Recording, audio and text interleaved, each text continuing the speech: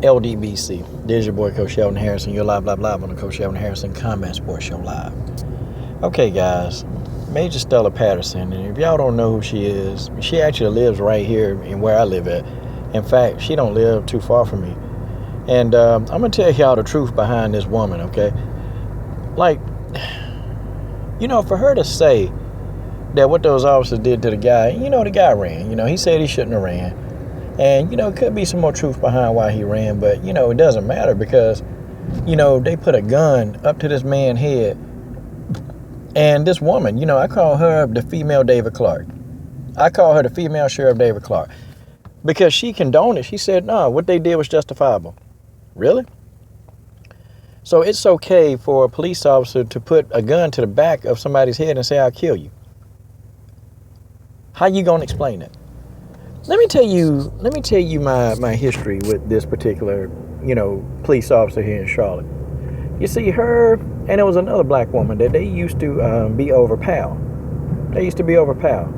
And years ago, I was running a lot of my programs through PAL. And, there was this guy, there was a director that came in and he started trying to turn PAL into a business, And so you had these kids, man, these neighborhood kids that I was putting them in my weightlifting program. And basically I was keeping all these little guys off the street because that's the only place we had to go. And that's the only place that these guys had to come to at night. They came to the weight room. And I ran the weight room from about, 6 p.m. to 10 p.m. And I did it every night at PAL. And a lot of the neighborhood guys would come in there. And see, when those guys was in there with me for 3 to 4 hours, they worked out hard. It kept them, I knew they wasn't out there, getting in trouble. They wasn't out there selling dope or they wasn't out there, just doing the crazy stuff that they were doing. And this new director came into PAL and he started trying to business everything. Well, you start seeing things like PAL football teams cut in half. And if y'all know anything about PAL, the football is like the main source of revenue for PAL. But, we didn't look at it as a revenue stream, man. We looked at it as, kids came, you had one registration fee, you paid $35. Well, this guy came in and it began to be a monthly fee of $50. They had to pay. And so, we saw all these programs literally cut in half. We saw every PAL program cut in half. They had martial arts, they had boxing, which, boxing branched off. They left, they got from up under the PAL umbrella. And they went and started doing their own thing. And then, we had karate, which that was a real good program, man. And, Sensei left, man, because it was ridiculous, man, because we were having a hard time getting the neighborhood kids because what they were doing, they were giving these neighborhood kids these 12-page applications. And, I'm sitting here like, wait a minute, man. The old PAL application was like 1 page. Then you put all your information on there, you paid your $35 registration fee, and then that was it. No. So they had a program where if they couldn't afford the $50, startup fee, then they had a program where you would waive it. Well, that was interesting because they had the program where you would waive the fee, but it took them 4 months to even approve it. Like they had to have a meeting to approve it. Well, you're looking at 4 months. That's 4 months into the school year. Hell, school is in 10 months. And, and if they don't waive the fee, then you got to, reapply and wait another 4 months. Like it was a cluster, PG-13 channel. It was BS, man. It was a lot of BS. So, I went to her and it was her and another woman, man. I went to them and I told them what this guy's doing, man. He's putting these neighborhood kids out in the street and, these kids, they can't be a part of this program. And, some of these kids are really responsible for some of the crime in that area. And I'm keeping these kids in here with me so they can work out. I'm dealing with some of these heavy rollers, man. Like, I'm talking about these jokers. Look, man, they got bodies under their belt, okay? That's who I was dealing with. But they wasn't out there putting bodies under their belt because they was in there trying to do something and lift weights. And man, what they told me, it was, first, she reported. She didn't come to me directly. She sent her, I guess, the person that worked under her to me. And basically what they said, and they both agreed to this, they said, listen, the program is going in a different direction. And I told, I can't remember the person that worked under her name, but I'm like, what do you mean the program going in another direction? Well, we're trying to get more programs in like photography and acting, which I have no problem with those programs. It's one thing though. See, neighborhood kids and those kind of kids, they don't get involved in those programs because they can't identify with those. They just can't.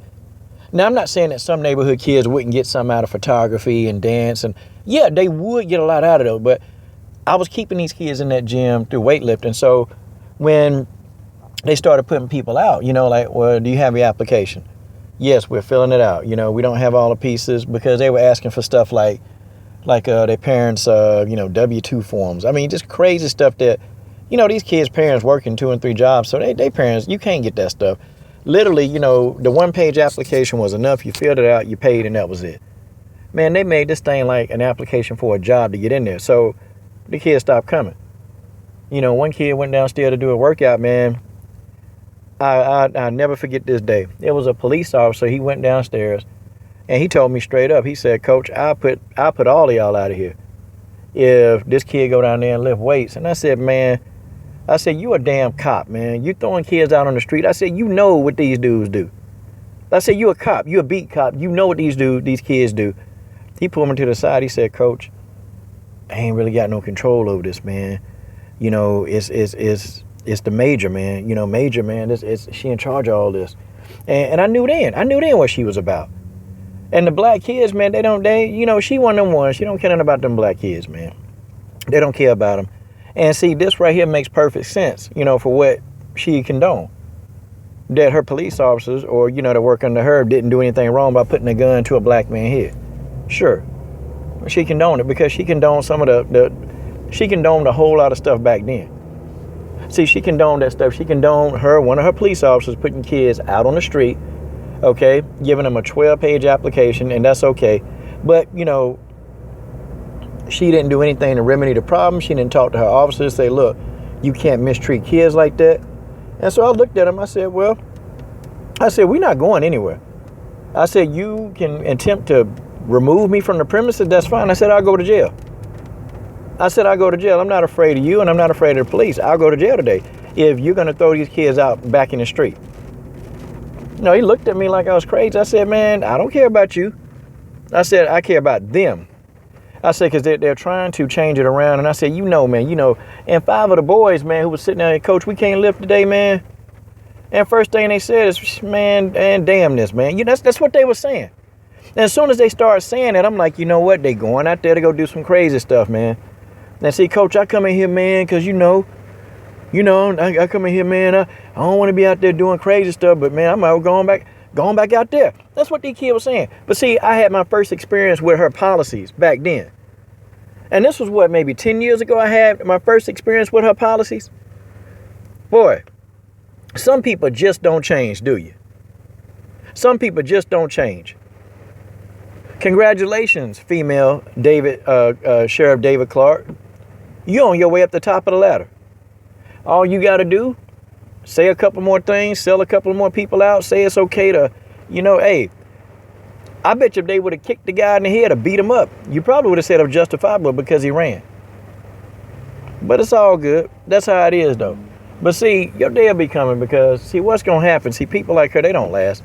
What they do, they end up, man, they do so much crazy foul stuff that at the end of the day, when it's her and when it's her time and when she in trouble, ain't nobody going to bat an eyelash to deal with her. She a disgrace, man. She is a disgrace. A big time disgrace. She was a disgrace 10 years ago and she a disgrace now. I'm done.